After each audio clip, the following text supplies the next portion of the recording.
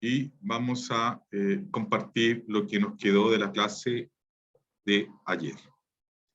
Bueno, como ustedes ven, habíamos pasado varios aspectos del tema de replicación en eucarióticos y habíamos quedado aquí en el modelo de RNA-OCH o el modelo FLAP que explicamos.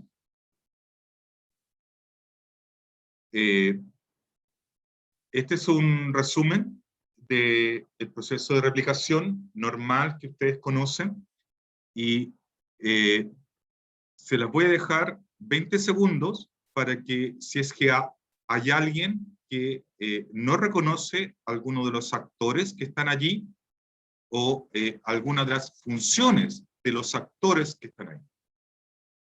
Vamos a esperar unos 5 segundos para que la puedan ver con tranquilidad y me digan si a esta altura es algo muy resumido, faltan muchos componentes de todos los que vimos, pero este es un resumen muy general, y si es que hay alguien que no le llama la atención algún componente, no se escucha bien. Cami, ¿me escuchas bien ahora o no?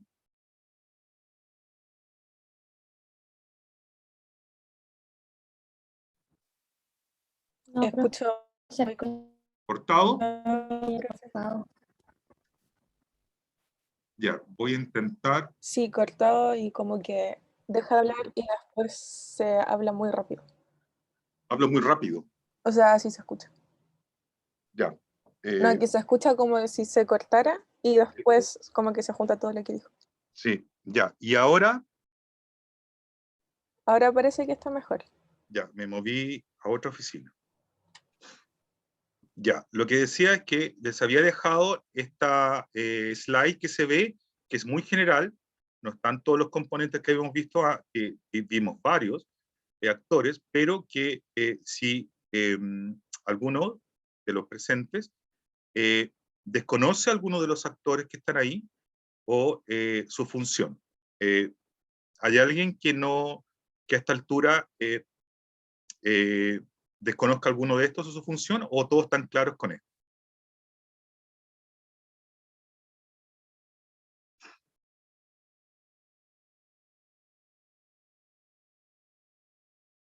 ¿Se entendió? Sí, profe, todo Sí, claro. todo claro. Perfecto. Hasta ahí estamos claros y a esto tienen que sumarle todos los otros elementos que vimos antes. Ya. Como habíamos comentado también en la clase de ayer, el proceso de replicación en eucarióticos también tiene la complejidad por el efecto de la cromatina, es decir, el DNA más las histonas. Y que habíamos indicado que es un proceso continuo de descompactación, compactación del DNA. Hay dos proteínas que son sumamente importantes en este proceso, fundamentalmente en eucarióticos, que son la NAP1, que es una proteína de nucleosoma de asociación, y el factor CAF1, que normalmente se conoce como el factor de asociación de la cromatina. Ambos son sumamente importantes en eucarióticos porque están relacionados con la función fundamental de armar las histonas entre el núcleo, en el núcleo, y traerlas del citoplasma. Recuerden, las histonas son proteínas sumamente conservadas, que están asociadas al DNA en procariontes y que se producen en el citoplasma por el proceso de traducción. Por lo tanto, esas proteínas, las histonas, se tienen que transportar al núcleo para producir la compactación, porque tiene que haber una renovación constante. Recuerden que aquí se están replicando el DNA. Esa función en concreto la tiene la NAP1, que es la encargada de transportar las histonas desde el citoplasma hasta el núcleo.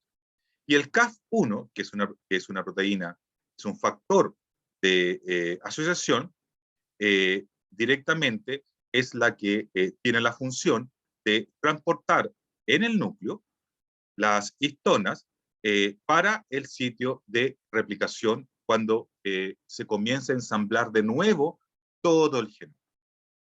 Listo para la próxima replicación. Ahora, la gran pregunta que se realizó hace varias decenas de años atrás, es fundamentalmente en eucarióticos es cómo la replicación se produce en los telómeros, es decir, en los extremos finales del cromosoma. Ustedes saben que hay varios grados de compactación, como vimos en clases pasadas, y que termina con la estructura de los cromosomas. En los brazos de los cromosomas, en los extremos de los brazos de los cromosomas, están las unidades o el sector telomérico. El sector telomérico son repeticiones de 5 a 6 pares de bases, que va dependiendo la unidad que se repite. En mamíferos, por ejemplo, en humanos es T, TTA, TTA, y se repite X veces. Eso está en los brazos, en el extremo final de los cromosomas. ¿Cómo se procede con esta terminación final de la replicación? Fue un misterio sumamente complicado de resolver, y finalmente se pudo resolver de una forma bastante ingeniosa, y que normalmente se relaciona con los cromosomas de los eucarióticos, a diferencia de los procarióticos. Normalmente esto se explica y lo pueden ver en paper, en libros, en apoyo online, pero normalmente uno como que no logra entender cómo se produce y fundamentalmente por qué se tiene que producir esto. Súper rápido. El problema de la replicación en eucarióticos es que la DNA polimerasa, que evaluamos cuando vimos el tema de replicación, no puede replicar en las cadenas retrasadas porque le falta un extremo 3' OH. De ahí lo vamos a entender directamente. Entonces la DNA polimerasa no puede hacer eso. ¿Quién fue el llamado a resolver esto? Es que se descubrió la telomerasa. Es una enzima que realiza el término de la replicación en los telómeros. Los telómeros, como ya hemos dicho, son unidades sumamente ricas, por ejemplo, en GC, que son altamente repetitivas. Hemos dicho en mamíferos, por ejemplo, el TTA, GGGG. Se repite X veces. Y esa es la unidad de repetición telómica que, como decimos, está en los brazos de los cromosomas. Y ahora tratemos de entender por qué pasa esto, antes de explicar qué es lo que produce. Esto es un loop normal de los múltiples loops que hay en el proceso de replicación de eucariotas. Como ustedes pueden ver, tenemos 5', 3' y 3', 5'. Las dos cadenas, hasta ahí, nada nuevo. Como ven, se produce la burbuja de replicación a partir del origen de replicación, que como ustedes saben, hay varios en eucarióticos, a diferencia de los procarióticos, y lo que aquí les puse es básicamente, por ejemplo, un origen de replicación, como muchos hay, a lo largo de un cromosoma, en la cadena líder, de la cual, la verdad, las cosas que no tenemos problemas, porque podemos situar los RNA primer, que están en rojo, aumentar directamente por la DNA polimerasa la replicación, y seguimos hacia el extremo final. Como ustedes saben, esta replicación es bidireccional en ambas cadenas. Sin embargo, en la cadena retrasada, ustedes saben que básicamente, por el problema que ya conocen, tenemos que recurrir no solamente a los RNA primer, sino también a los fragmentos de OKC. Por la RNA primasa, que produce no solamente los RNA primer, y nos queda pendiente de que tenemos que completar los espacios. Se realizan por los fragmentos de Okazaki, que al final son unidos por, ustedes saben, la DNA. Hasta el momento, nada nuevo de lo que conocen. Sin embargo, fíjense que, imagínense que si este fuera una porción del genoma. Ustedes saben que hay otra burbuja para acá, etc. Pero para no complicar el tema, y para explicar por qué se produce el problema del término de replicación en los extremos, vamos a centrarnos solamente en este ejemplo, que se replica para todas las burbujas. Fíjense que lo que tenemos es, finalmente, son las horquillas de replicación, es decir, esta horquilla y esta horquilla, es decir, las cadenas nuevas, y como es semiconservativa, tenemos la hebra parental, 5', 3', 5', 3', la nueva hebra, 3', 5', estoy pensando en la hebra de arriba, y en la hebra de abajo, 3', 5', que está en gris absoluto, y tenemos la nueva horquilla, 5', 3. Si ustedes se fijan, lo que queda pendiente acá es el RNA primer, ahí y acá. Como ustedes vieron, el ejemplo anterior, la clase pasada, nosotros vimos dos modelos para eliminar estos RNA primer, el FLAT o el RNA-SH. Al margen de los dos modelos, cualquiera que ustedes quieran aplicar, el resultado es que los RNA primer son eliminados. Por lo tanto, si son eliminados, ustedes pueden ver que queda un gap directamente en ambas cadenas nuevas creadas. ¿Se fijan?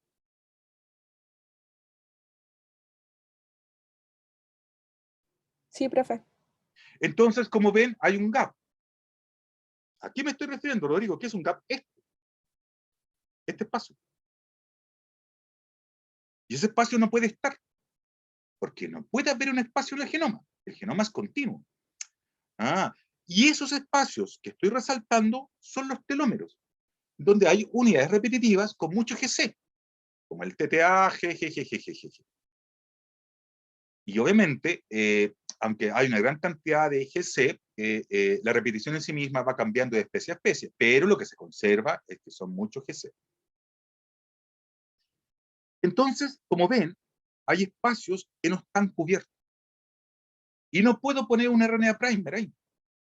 Por lo tanto, tengo que recurrir a otro mecanismo para terminar la replicación del DNA en los extremos. Y estas son las unidades teloméricas de los cromosomas. Como está claro, ¿por qué necesito un mecanismo extra para poder terminar esta replicación? Lo que no está claro es cómo lo hago. Está claro el por qué, lo entiendo, pero quiero entender ahora cómo lo hago. Bueno, para eso tengo que recurrir a directamente la telomerasa. Y la telomerasa es directamente una enzima, es una proteína que contiene directamente un RNA, digamos, primer, entre comillas, que es complementario a la secuencia de DNA. ¿De dónde? Del telómero. ¿De qué? De la unidad repetitiva. Es decir, en humanos, esta telomerasa tiene las telomerasas en todos los organismos eucarióticos tienen dos unidades. Una unidad ribonucleica, que es un RNA, que tiene una secuencia que es match, complementaria, con la unidad repetitiva de la especie. En el caso concreto de humanos, por ejemplo, esa unidad sería TTTAGG. Así sería esa subunidad de RNA. Y tiene, además, otra subunidad que es directamente, que es la que realiza la síntesis, que es directamente la unidad de transferencia de telomerasa, que es la que agrega, es la que tiene la función de polimerización. Con esas dos unidades se soluciona este problema. Ya, Rodrigo, entiendo eso, pero ¿cómo? Explícame un poco el mecanismo. Entiendo que hay dos. Pareciera ser que lo que me quieres decir que la telomerasa tiene una subunidad que reconoce el telómero, sí, y otra subunidad que realiza la polimerización, sí. Ya. ¿Y cómo lo hace? Bueno, veamos cómo. Antes de eso, hay dos factores importantes, el TRF1 y el TRF2, que son acrónimos directos de factores de unión de la telomerasa directamente, que tienen la función fundamental de estabilizar la unión de esta telomerasa, es una proteína, 12 unidades, al DNA. ¿Qué es lo que pasa? Volvemos al ejemplo anterior, en donde nos da una idea de por qué es el problema. Y ponemos este ejemplo que nos da la idea de cómo se soluciona este problema. Hacemos un zoom ahora de esta situación, de la cadena 5'3', de la cadena 3'5', que no es ni más ni menos que directamente cualquiera de estos ejemplos, ¿vale? Porque ocurre para ambos lados. El ejemplo donde está el gap. Como pueden ver, ahí está el gap. Ahí está el gap. Y aquí termina la cadena de DNA. Aquí está la telomerasa, que como ustedes ven, tiene una unidad directamente de RNA, que es la que se une, que actúa, por eso decía que actúa como un RNA primer, aunque no es un RNA primer exactamente, porque no se produce por una RNA primasa, pero tiene eso que como que hace la función de la RNA primer, un concepto que se une complementariamente a un sector específico, no en cualquier parte. ¿Y a dónde se une? A la repetición del telómero. Entonces la telomerasa se une y forma un efecto de RNA primer directo. Y puede completar este sector con la otra subunidad. Es decir, genera la cadena, como está aquí. ¿Lo ven? Y ahí actúa la segunda unidad de la telomerasa. Y uno dice, Rodrigo, está bien, pero eso me soluciona solamente una parte. ¿Por qué? Porque me dijiste que esto tenía muchas repeticiones. Como pueden ver, hasta la GGGTA, y esto me soluciona solamente esta parte. Sí, pero resulta que la telomerasa se trasloca de este sector de donde está la repetición al otro sector que continúa. Como pueden ver, si la telomerasa lee la primera repetición, polimeriza, se le agrega los nucleótidos correspondientes y después se trasloca a la segunda repetición y vuelve a hacer la misma P. Y uno dice, ok, Rodrigo, entonces aquí me estás diciendo que la telomerasa se va a unir aquí y va a sintetizar de nuevo esta otra cadena. Correcto. Y va a seguir, y va a seguir, y va a seguir. Correcto. ¿Y qué pasa con esto, Rodrigo? Bueno, directamente hay quien actúa, la DNA polimerasa, en donde vuelve a actuar, rellena este espacio y la DNA ligasa lo que hace es que completa este espacio que hay directamente. ¿Quedó claro?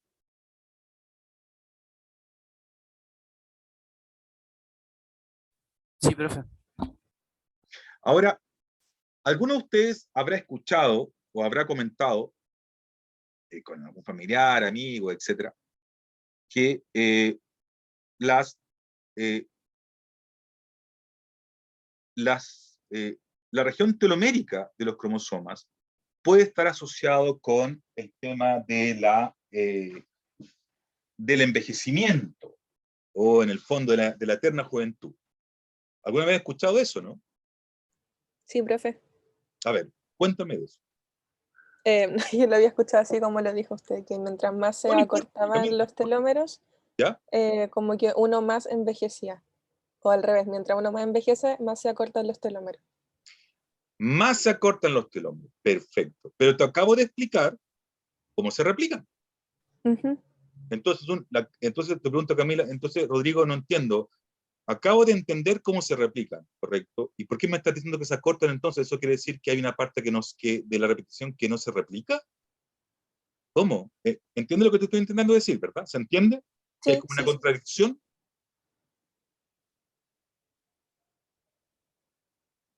¿Chicos? Ahí es cuando queda como la última repetición de las bases que se repitan. No, porque como vimos, la telomerasa se encarga de replicar todo eso. como vimos en el ejemplo. Entonces uno se pregunta, bueno, Rodrigo, ¿de dónde surge esto entonces que se van acortando? Porque si se van acortando, quiere decir entonces que yo lo que hago es que no tengo replicación de eso. Porque si tuviera replicación de esa, imagínate, hay 30 unidades. La telomerasa replica, lo que me acabas de explicar, Rodrigo, es que la telomerasa, entendí por qué, entendí el mecanismo, con las 2 unidades de la telomerasa, replica las 30 unidades y cierra las cadenas en forma totalmente iguales en longitud. Ya, pero ahora me estás diciendo, o sea, ahora lo que yo he entendido, lo que me han dicho, es que se van acortando. O sea, eso quiere decir que voy perdiendo unidades. Eso quiere decir que la telomerasa no los replica. ¿Cómo uno esos dos conceptos? Muy sencillo. O sea, bueno, no tan sencillo, pero hay que explicarlo. Y que eso no es que no está en lo que te explican, ¿me entiendes? Lo que te explican es que se va cortando y ya está. Y efectivamente, Camila tiene razón. Ustedes también lo habrán escuchado. Hay una relación directa entre la pérdida de unidades de repetición y la edad. A medida que vas envejeciendo, los telómeros se van acortando. Lo que no se explica es cómo, si existe la telomerasa, que es la encargada de replicar justamente esos extremos finales, se pierden unidades. Ah, ¿sabes por qué? Porque la telomerasa en las células somáticas, las células somáticas, no existe. ¿Y dónde está? En las células germinales. En las células germinales, en las células madres, y curiosamente se activa en las células cancerosas. ¿Y las células somáticas en general, Rodrigo, no está activa? No, no está activa. Por lo tanto, cuando volvemos a nuestro modelo, disculpen, cuando volvemos a nuestro modelo en donde tenemos este ejemplo, aquí una célula somática, la telomerasa, no está. Activa me refiero, porque en el genoma sí está, pero no se traduce, no se transcribe, no está. Por lo tanto, me queda este extremo. ¿Y qué es lo que hace el genoma? Como no puede tener esta discontinuidad en el genoma, entran a actuar los mecanismos de reparación que ustedes conocen. Y lo que hace es que va cortando esto. Entonces, a medida que voy aumentando en edad, la actividad, es decir, en términos moleculares, bioquímicos, la transcripción, ergo, la traducción de la telomerasa, va bajando. Por lo tanto, mientras más años tengo, menos traducción de telomerasa tengo. Por lo tanto, van a quedar repeticiones sin replicar. Y como el genoma no puede permitir eso, porque no puede haber discontinuidad entre la cadena que se está replicando y su cadena molde, corta esa repetición y esa telomerasa no alcanzó a replicar. ¿Por qué? Porque cuando tenía 10 años, voy a poner un ejemplo coloquial, muy coloquial, cuando tengo 10 años, tengo 100 telomerasas. Cuando tengo 80 años, tengo 5. Por lo tanto, como esta replicación entra dentro de un concepto de ciclo celular que va uno tras otra subfase, yo no puedo estar esperando que las 5 telomerasas hagan la pega de las 30 telomerasas, porque tengo tiempo limitado. Por lo tanto, hacen lo que pueden. Ergo, quedan repeticiones sin replicar. Ergo, se corta. Y por eso tenemos la frase que se dice que se acortan las repeticiones. A diferencia de las células germinales, a diferencia de las células madre, y a diferencia de las células cancerosas, que por alguna razón la telomerasa se activa de una forma increíble. ¿Para qué? Para mantener las células cancerosas. ¿Se entendió? Sí, profe, tengo una duda. ¿Qué pasa con los fragmentos que se cortan? ¿Terminan como degradándose? Sí, Ah, obviamente. ya. Obviamente. obviamente. Ya, como está claro esto, ¿alguna duda más, chicos, con respecto a esta parte que nos faltó pasar? ¿O les quedó todo claro? ¿Todo claro, chicos? Al menos yo no tengo preguntas. Ya, ¿les gustó? Está claro, ¿les gustó el tema, no? ¿Cómo se entendía esto? ¿Cómo podemos pasar de algo que siempre se dice a explicarlo de barriga molecularmente? Sí, profe. Está buena. Ahora la pregunta es, ¿por qué se diseñó esto así? No tengo idea. Pero es así, es un hecho. Ya chicos, como les dije, esta es una clase súper cortita para no alterar el programa. Quedamos hasta aquí, entonces le envío la clase final, que era la continuación del proceso de replicación de DNA en eucarióticos, y la próxima clase deberíamos continuar con el proceso directo de transcripción en eucarióticos. Que tengan un buen día, chicos, y un muy buen medio comienzo de semana. Cuídense mucho, ¿vale? Gracias, profe. Gracias, profe. Chao, Cuídese chao, mucho. chao. Profe, gracias.